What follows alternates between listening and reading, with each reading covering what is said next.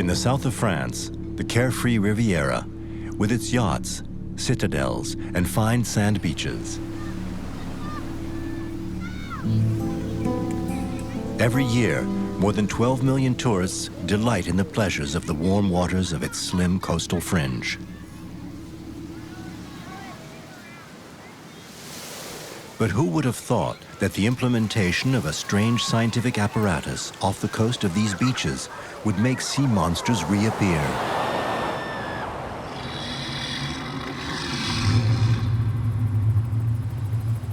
It was nevertheless to be the indirect consequence of an incredible experiment.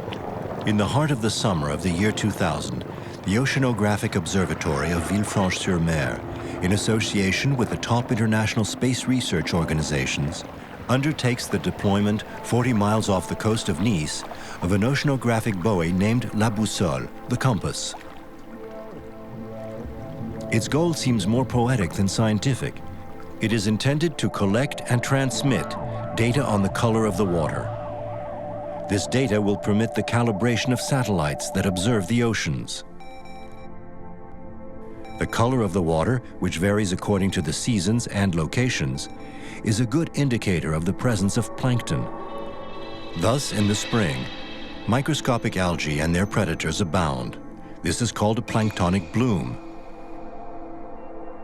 The algae's chlorophyll gives the seawater a green color.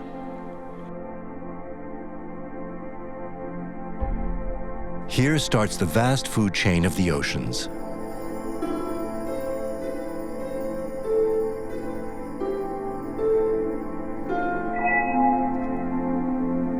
To study the evolution of the Mediterranean Sea, the observations of La Boussole buoy must be continuous over several years.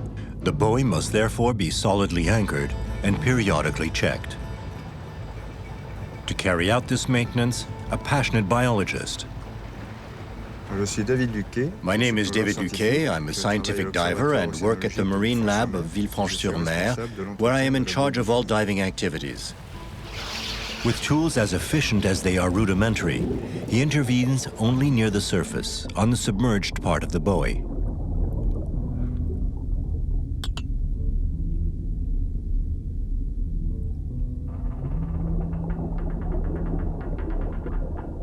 Beyond this, he hands the work over to other specialists of underwater projects. To be at the heart of plankton production, scientists decided to anchor the buoy in the middle of a gyrating current. Problem? In the chosen location, depths exceed 8,000 feet. Therefore, a heavy mooring attached to almost 2 miles of Kevlar cable must be laid down.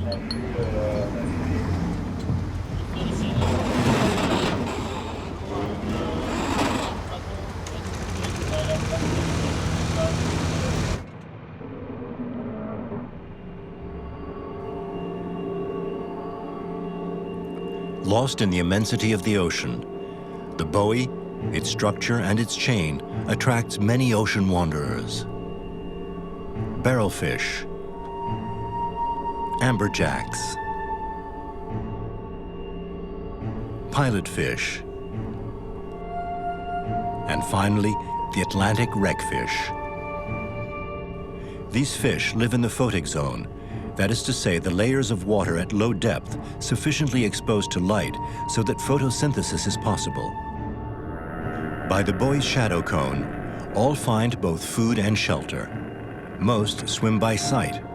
Some come to feed on algae which grows on the structure, and the smallest are devoured by the largest. Others, finally, such as pilotfish, are specialized in one particular activity: feeding on leftovers of meals or parasites of large predators that visit the buoy.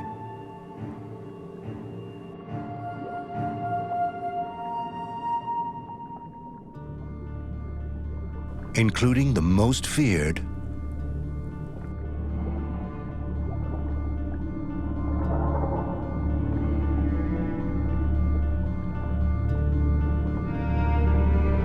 the great white shark.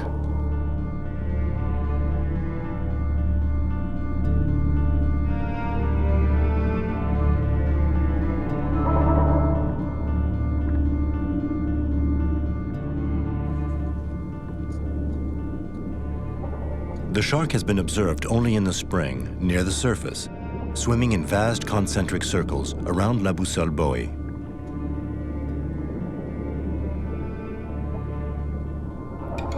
A small population, estimated at merely 350 great whites, survives in the Mediterranean.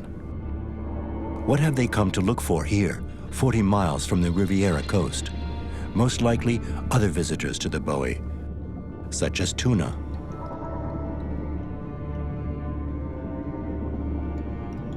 But no one has ever seen white sharks feeding here, and their visits are rare and brief.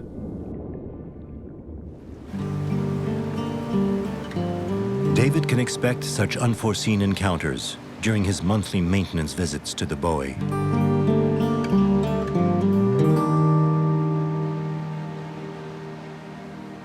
His mission? To clean the underwater optical sensors.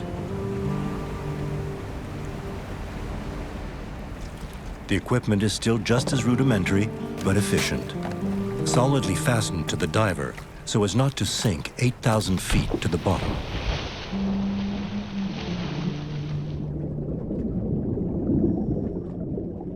Risky dives. David is alone, in open ocean, without any protection.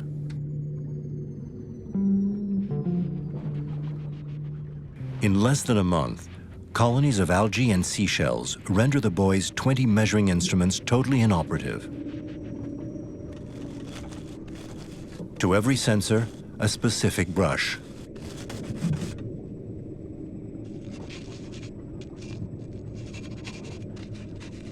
Cleaning creates vibrations emitted in all directions, sound waves, which are perceived by all the nomads of the ocean.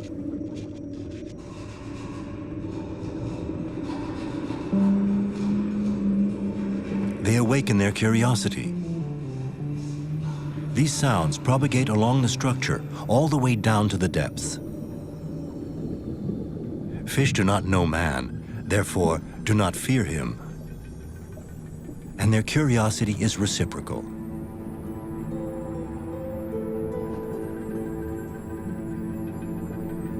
David, under the buoy, is a man faced with the unknown. Un jour, au mois d'avril, lors du bloom planctonique, l'eau était vraiment très trouble. Je venais de finir mon travail et je suis descendu inspecter le bas de la bouée au niveau du câble en Kevlar. Et là, j'ai vu un très long ruban argenté qui remontait des profondeurs.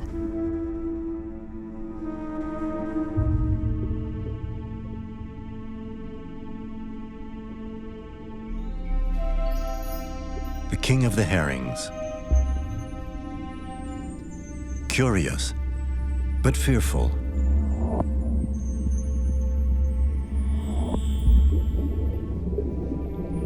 For the first time ever, a diver swims with the mythical fish.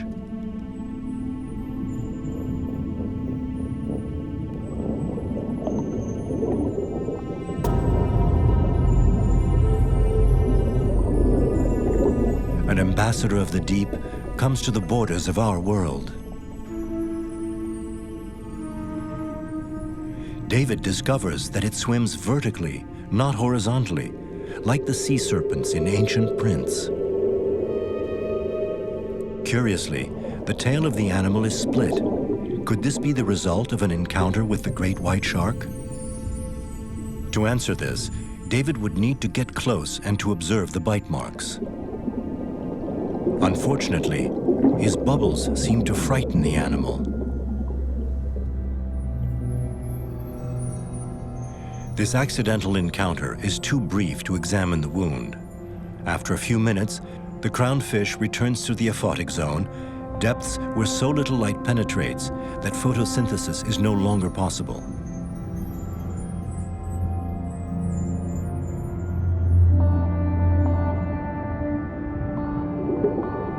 To be able to anticipate other encounters, David must first understand how the giant oarfish manages to detect the buoy in the immensity and half-darkness of the Mediterranean Sea.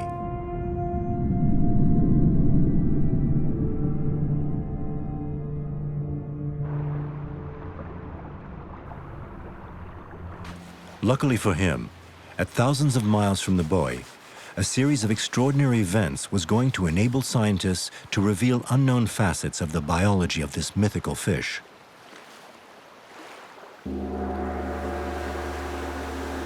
In Japan, the giant oarfish goes by the strange name of Ryugu no Tsukai, meaning messenger of the palace of the gods. Over the several months of winter in 2014, more than a dozen giant oarfish of all sizes were deposited by marine currents on the shores of southern Japan. According to Japanese mythology, the beachings of the messenger of the palace of the gods announce an imminent earthquake.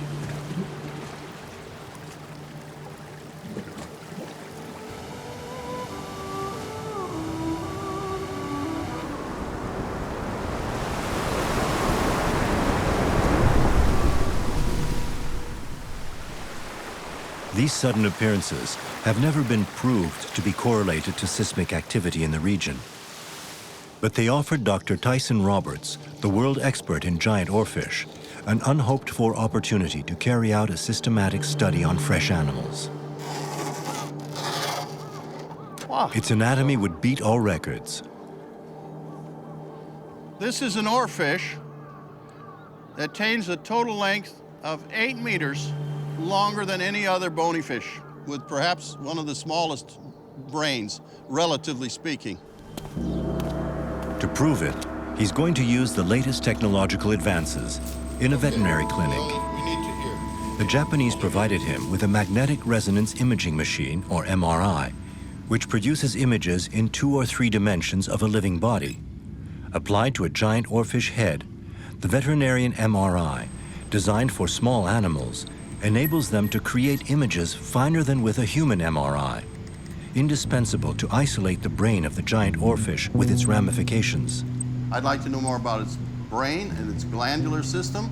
Oarfish anatomy is basically got nearly all of the organ systems and organs of human anatomy. This really is the first attempt, a concerted attempt, to learn as much about oarfish anatomy as we can. The MRI images confirm the initial hypothesis. The brain is only about 1 inch long, and it's about half the size of the eye. A pea in the head. Here is the size of the giant oarfish's brain. But, however fine it might be, MRI resolution cannot discern the nervous system associated with the brain. Fortunately, the X-rays of the veterinarian scanner will enable Dr. Roberts to resolve a tenacious enigma. How does the giant oarfish find its way in the pitch darkness of the depths? Fish can use sight, sometimes sound, but above all smell. However, in the giant oarfish, this sense seemed altogether absent.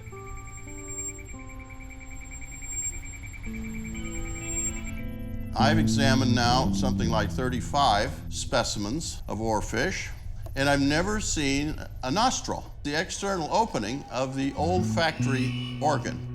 Nobody's ever reported nostrils in oarfish, nor have they reported an olfactory organ. With these large oarfish, I found the nostrils.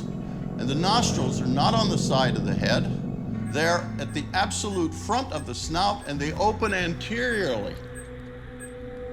The nostrils are thus situated inside its mouth, so to catch and locate odors in the twilight zone, the giant oarfish must keep its jaws partially open and continually pump water.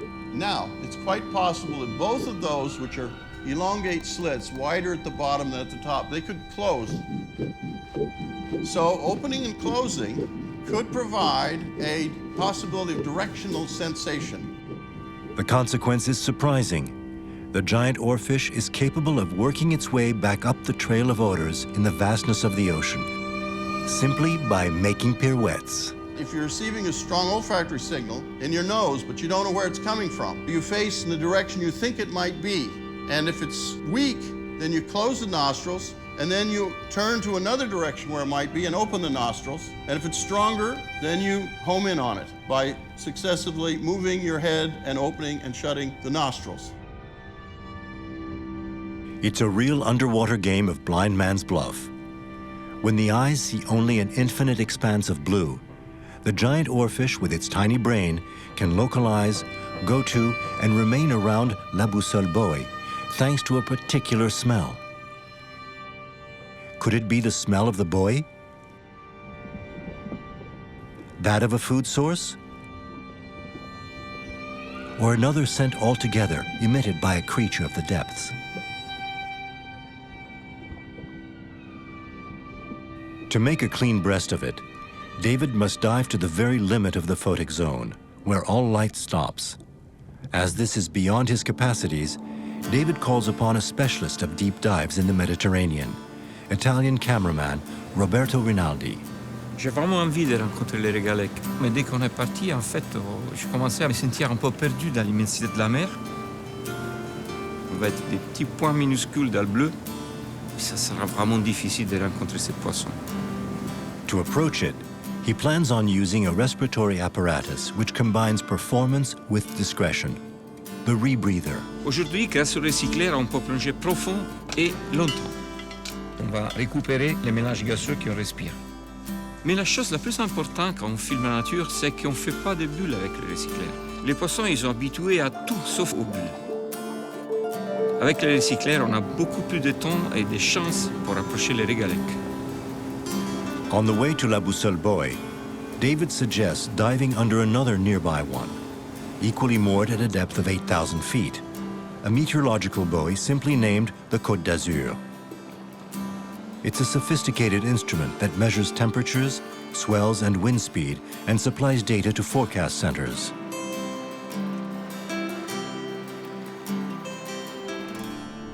Under its metal skirts, this groaning structure seems to attract more fish in open sea than the Boussole buoy. Its creaking carries over a great distance in all directions.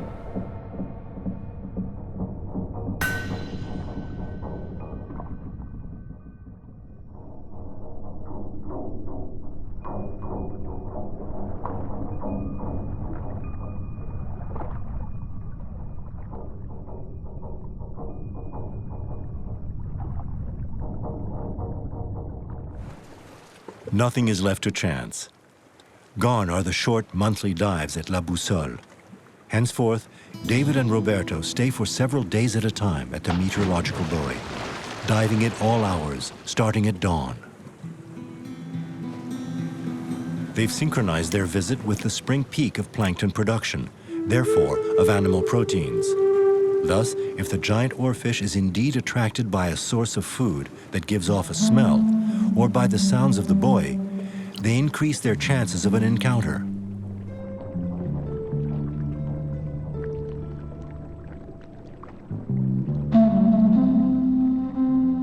At the surface, velellas.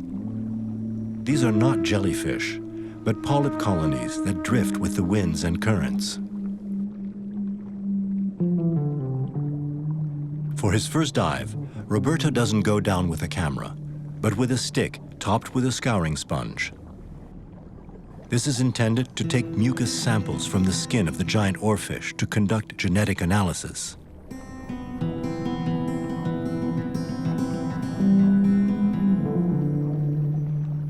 David at shallow depths with his air tank, and Roberto deep down with his rebreather. Thus is organized the methodical quest for the giant oarfish.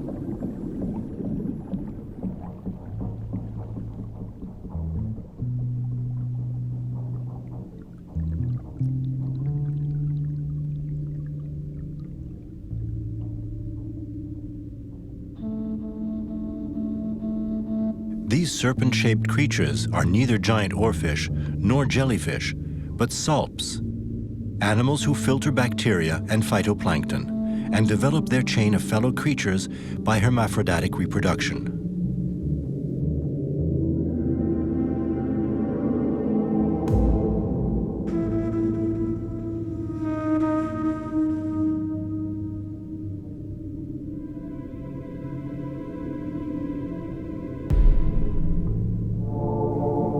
At a depth of 120 feet, where the warm and cold waters meet, where their food is abundant, they clone and proliferate.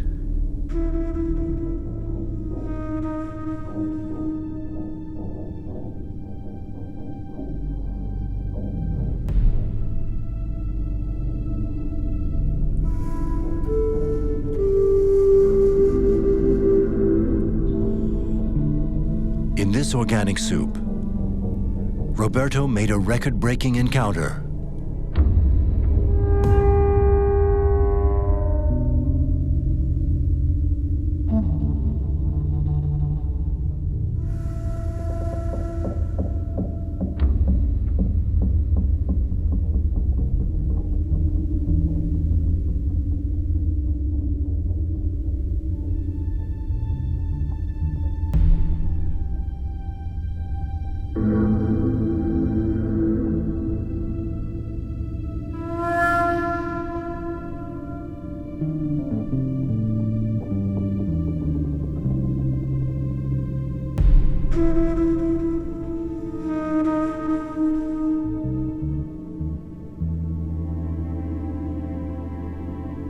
A 15-foot giant.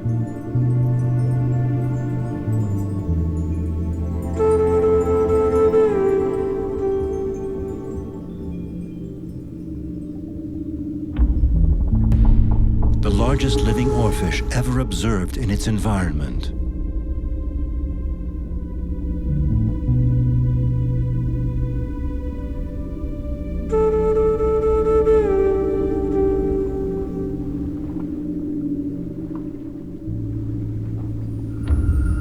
The longest bony fish ever recorded in the Mediterranean. Its tail isn't split, unlike that of the first animal observed by David.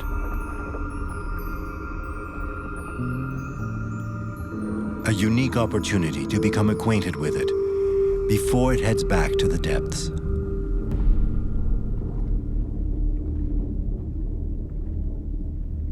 To be able to take a mucus sample, Roberto relies upon the discretion of his rebreather and upon the fish's curiosity.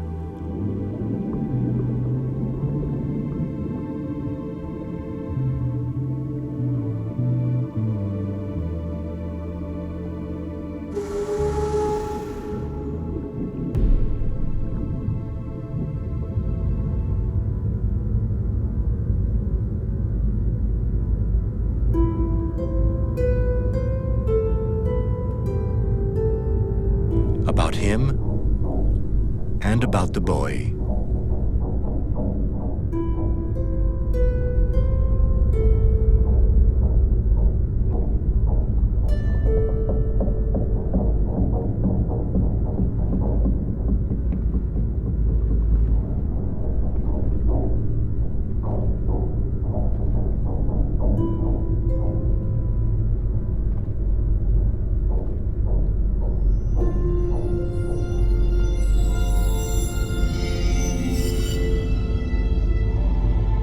Curiously, the smooth, scaleless skin of the oarfish seems insensitive to this rough contact, to any contact.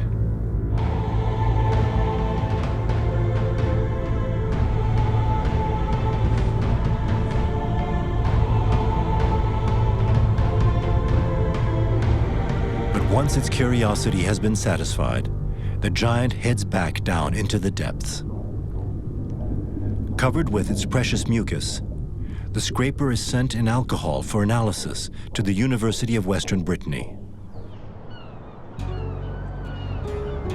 Eleonore Meheux tries to extract the giant's DNA and compare it with rare samples from beached animals. En fait, il y a très peu de données génétiques. In fact, there is very little genetic data available. We can learn a lot from a genetic study with samples from live animals in their natural environment. Basées sur des spécimens prélevés dans leur milieu naturel.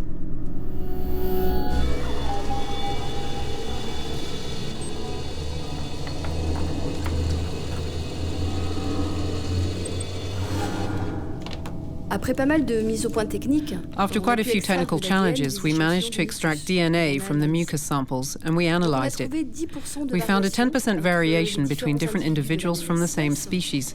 It's quite surprising for a given DNA sequence. In fact, it looks like there are two different populations, two different species of oarfish, and our sample comes from one of them. This data seems in keeping with the hypothesis of Dr. Tyson Roberts, who believes that there isn't one, but two species of giant oarfish. In the Mediterranean, the giant oarfish belongs to the species Regalicus glessinae, present in temperate waters all over the world. In the warm waters of the Pacific Ocean, it's the species Regalicus russellii which dominates. The differences in the morphologies of the two kings of the herrings are subtle. Gleyssonnet possesses between 4 to 7 more crests on its crown than russellii. The University of Western Brittany focuses less on these morphological debates than on a most puzzling enigma. What does the giant oarfish feed on in the Mediterranean? We even initiated some fatty tissue studies. We tried to reconstruct the food chain with the available samples. Instead of getting some stomach content, we used the fat which abounds in animal tissues. There's a direct link between the composition of the prey fatty tissue and that of its predator. Unfortunately, the mucus did not provide satisfactory results. Ideally, we need real tissues, like fins. A mission which seems impossible, taking samples from fin tips, not from one, but from several living giant oarfish. Another difficulty, even during the plankton bloom, encounters remain uncertain. When the weather allows it, divers make several dives per day at one or the other of the buoys. David's statistics are eloquent. Out of more than 120 dives at La Boussole Buoy, he saw a giant oarfish only twice.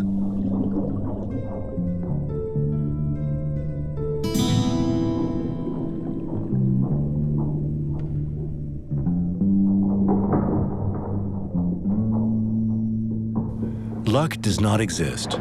Only perseverance pays off.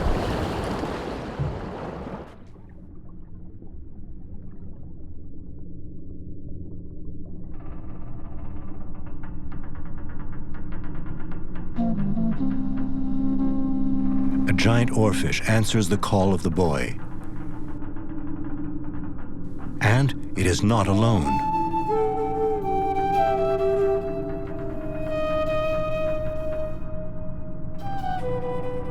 How can these open ocean fish meet up here at the same time? Probably thanks to their sense of smell. Still, they need to emit a substance which can travel over long distances with the currents. But what might this substance be? A pheromone, that is a specific chemical produced by an oarfish to attract another oarfish. Thus, the giant oarfish is capable of sending out a coded message, only detectable by other giant oarfish over very long distances. And when they're close, the giant oarfish communicate by using body language. What is the significance of the dorsal fin crests and of the pelvic fin or oars, which give the fish its name? They look obviously like intraspecific signaling devices. The divers are going to confirm this hypothesis. To be seen by its fellow creatures, the fish, with mirror-like skin, adopts an astonishing posture. The cross.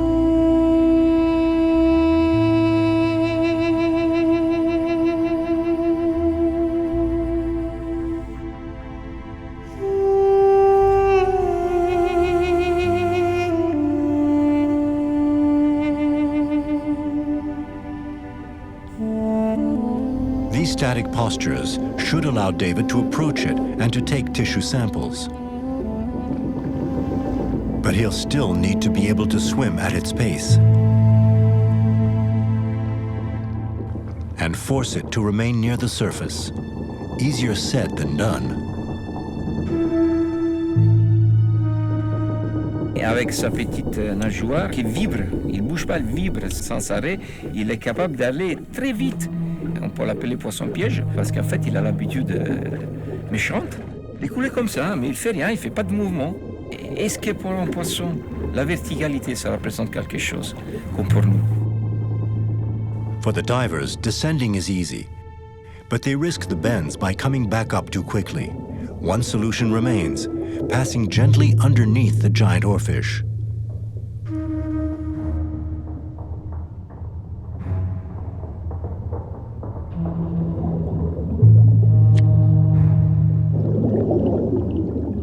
Over the course of several months, David and Roberto carry out more and more dives and fin samplings.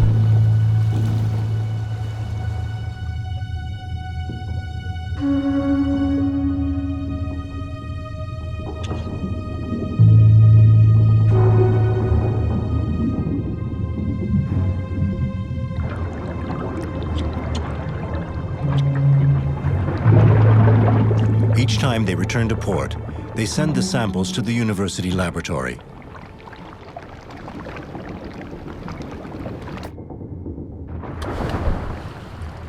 Just like the giant oarfish first encountered by David, most have mutilated bodies.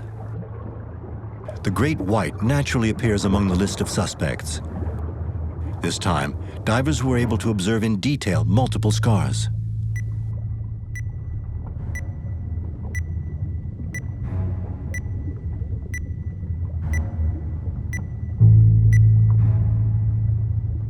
Dr. Tyson Roberts puts forth another hypothesis based on the numerous animals washed ashore in Japan.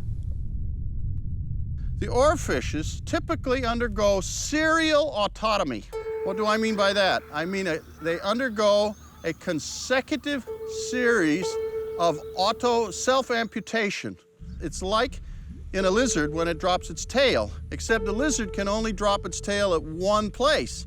The oarfish can drop the body posterior to the vent repeatedly, starting from just in front of the caudal fin, and then progressively breaking off additional parts that are either short or long, or short or long, or any length. It can, or once at a time, and it can do it all the way up to the vent, which is right here. So we can get oarfishes in which only this much is left. Unlike the lizard, the giant oarfish doesn't abandon its tail to escape a predator, but for other astonishing reasons. The autonomy, the extent of autonomy and the number of times autonomy is totally a matter of individual history. It's energy conservation to metamorphose into a body form where you're only conserving your gonads and your vital organs. But it's very rare in fishes. This is the only fishes known that do that. To be able to prove this revolutionary hypothesis, one must observe the self-inflicted mutilation, or find pieces of giant oarfish bodies at the bottom of the oceans. One might as well try to find fish bones in the muddy seafloor. But nearby to the village of Macerata, on the eastern coast of Italy, a geologist had a stroke of luck. Professor Patrizio Bronzi just excavated in a nearby quarry a curious fossil dating back some 2.2 million years, which had surfaced after a tectonic movement. Questo è l'unico esemplare ritrovato al mondo di Regalegus fossile. Si tratta della parte posteriore del corpo e è rivoltato su se stesso, ma noi possiamo aprirlo.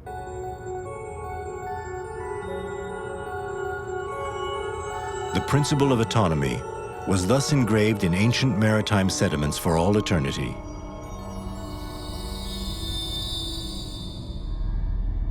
Other clues, notably its feeding habits, might be found by lipid studies, thanks to the fins collected by David and Roberto.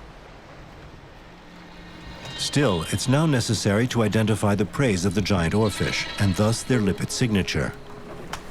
We're going to sink some special traps. One is going to be near the surface to catch shallow drifters, and the other one deeper to catch small fish and crustaceans.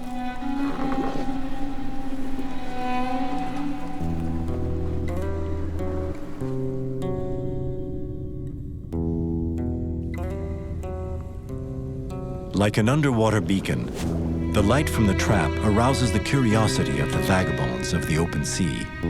They swim around the net or try to find refuge in it.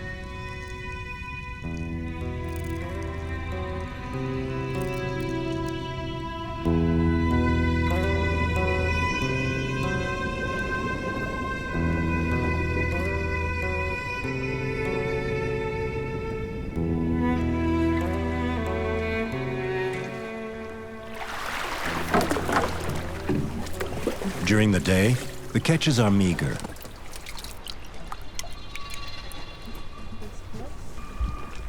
But when the trap is immersed for a whole night, the morning collections reserve many a surprise.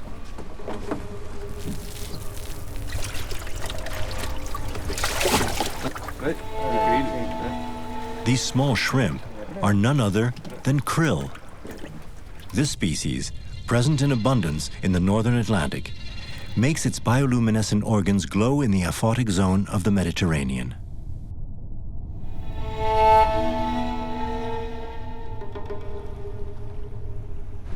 Better, after sample analysis in the lab, the lipid signature of this krill is found in the flesh of the giant oarfish. At night, krill make their vertical migrations towards the surface to feed on plankton. Thus, they avoid diurnal hunters like most of the fish which swim around the buoys.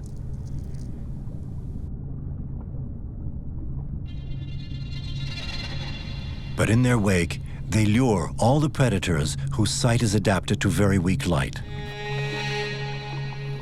Among them, the giant oarfish. To observe their feeding habits, Roberto and David will have to dare night dives. In open ocean, using rebreathers, without any bearings. Il faut vraiment être attentif, on est dans le noir complet et on n'a pas de possibilité de s'orienter.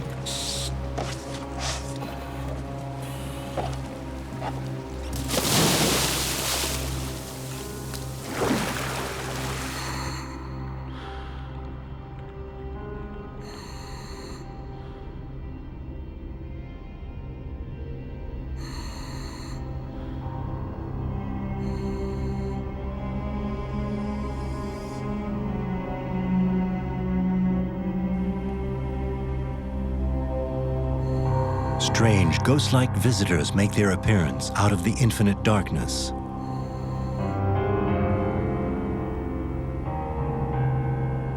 Like superorganisms, these aliens of the deep ascend together each and every night for an exceptional feast.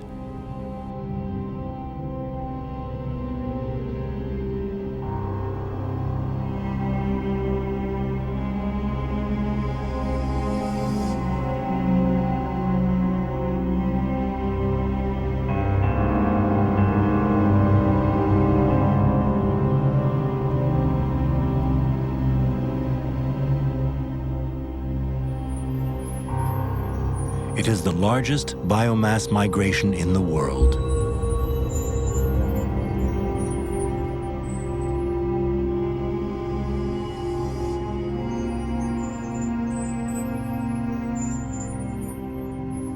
In the stinging traps, krill, a promising sign.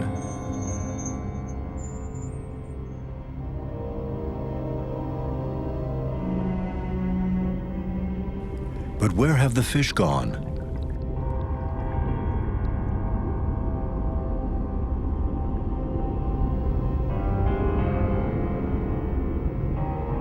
They seem to fear great invisible predators.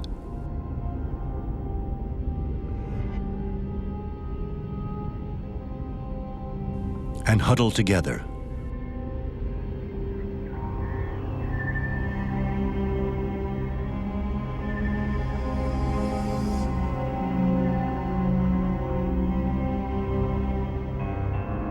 Likewise, faced with ghostly threats, David and Roberto regroup to keep a better watch in all directions.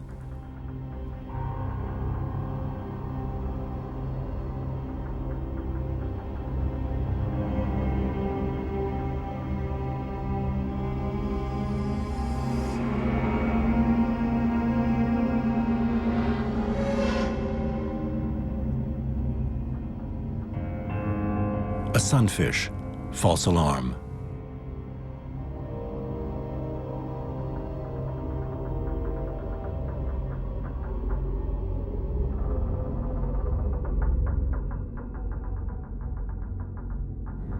Plonger la nuit au large, c'est comme un voleur qui rentre dans un magasin de jouets.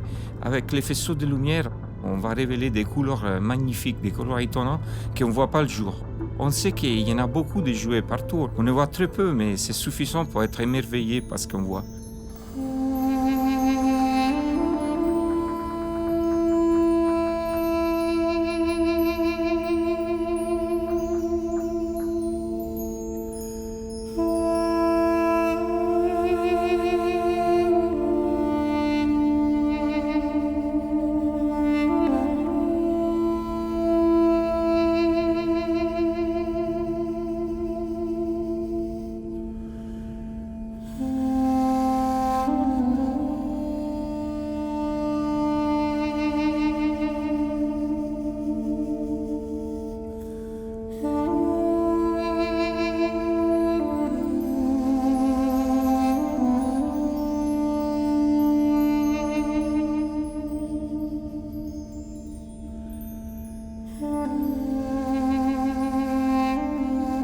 the king of herrings,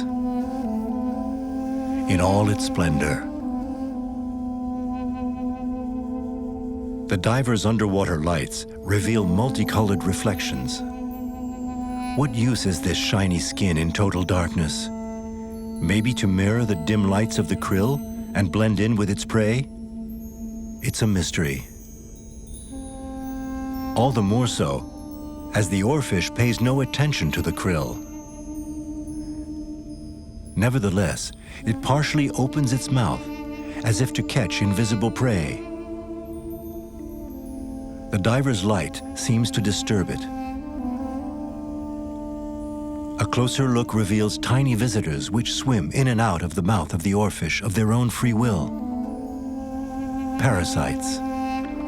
These are external parasites, which do not remain permanently in the body of the giant oarfish. Internal parasites, on the contrary, pass from prey to predator. These give scientists a clue as to the oarfish's predators. This at least is the opinion of American doctoral students specialized in the study of fish parasites. At the University of California at Santa Barbara, the stomach contents of stranded oarfish enabled Sarah Weinstein and Ana Garcia to make astonishing discoveries. Parasites offer a really great snapshot of their life history, the information that maybe you wouldn't get any other way, because most of these parasites have complex life cycles, so they go through multiple hosts. For instance, we've found at least 3 different species in nematode. This is interesting because one of them looks a lot like a species that uses marine mammals as its final host. After further DNA analysis of the parasites, scientists at the University of California in Santa Barbara deduced that the oarfish fall prey to deep-sea predators such as sperm whales because they found some juvenile nematodes in oarfish and some adult nematodes in sperm whales.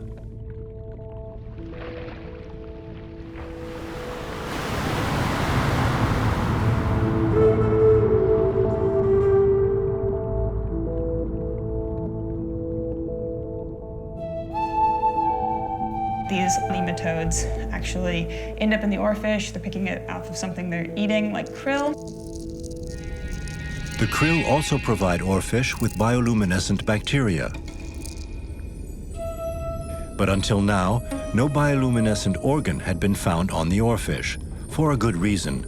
No one had ever dived in the twilight zone with a living oarfish. So David and Roberto suggest replacing the ordinary lamps with ultraviolet ones, which reveal bioluminescence.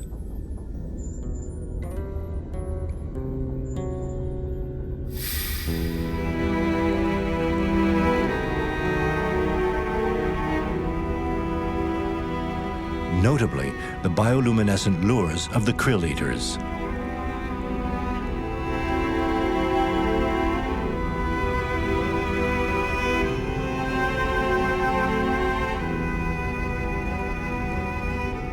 Unfortunately, the range of such UV lamps in water is far less than that of ordinary lamps, which cancel out their effect.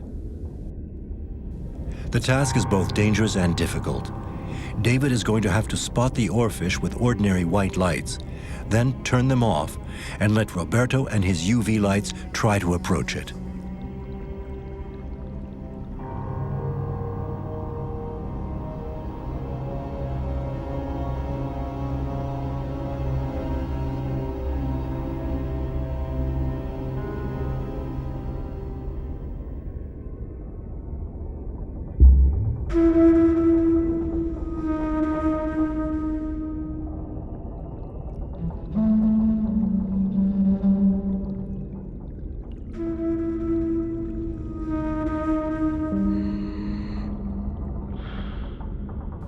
A daring challenge.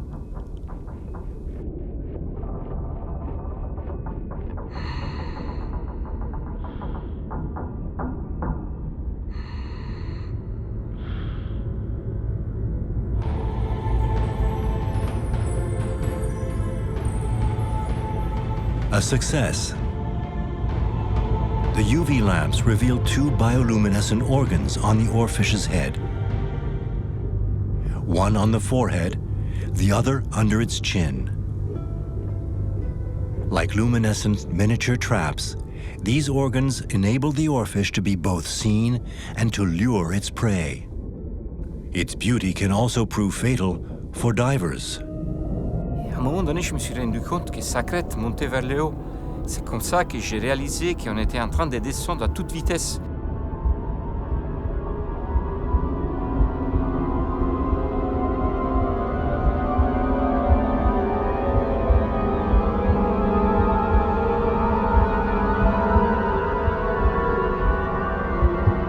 Et quand j'ai regardé la montre, on était à 71 mètres. En fait, c'était une piège. Ce petit poisson, il m'a amené chez lui, dans son abysse.